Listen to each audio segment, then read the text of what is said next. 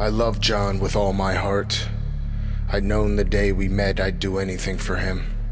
We talked about our goals, and he'd confessed how much he'd always wanted to be a father. Despite my worries, I was determined to give that to him. I'll never forget showing him my positive pregnancy test. The look on his face was the first time I was actually excited to be a mother. But the time leading up to bringing our child into the world was miserable. I hated the extra weight I was carrying, my screwed up balance, how much my back hurt. I couldn't get comfortable at night. Eventually, I moved into the guest room for both our sakes, and I got moody. Sometimes I didn't even want to be around him. There were good moments too, of course. The best part, aside from knowing how happy I was making John, was the friends I made. I joined an online mommy-to-be chat group and met some amazing people. We'd share our stories of our lives, our fears, our excitement for the future. It was like we'd known each other forever. But there was one girl we were a little worried about. Mary was young and had a rough home life. Her parents weren't supportive. Her boyfriend had disappeared when she'd gotten pregnant. We all resolved to do everything we could for her.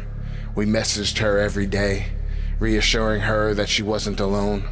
Most days we'd manage to keep her spirits up, discussed doing more, throwing her a shower, donating baby items she'd need. But since she wouldn't share her location, our hands were tied. Then, one day she reached out to me privately.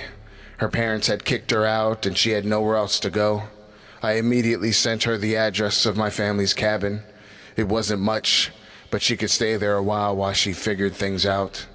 John was worried about me traveling alone so late in the pregnancy, but when I told him I needed to go help a friend in trouble, he understood.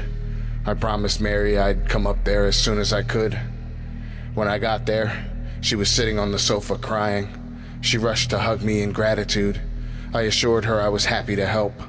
I poured her some tea and asked about her plans. She said she'd been considering adoption, but because of me, she was leaning towards keeping it. Ironic. Later, I reflected on how hard these last months had been.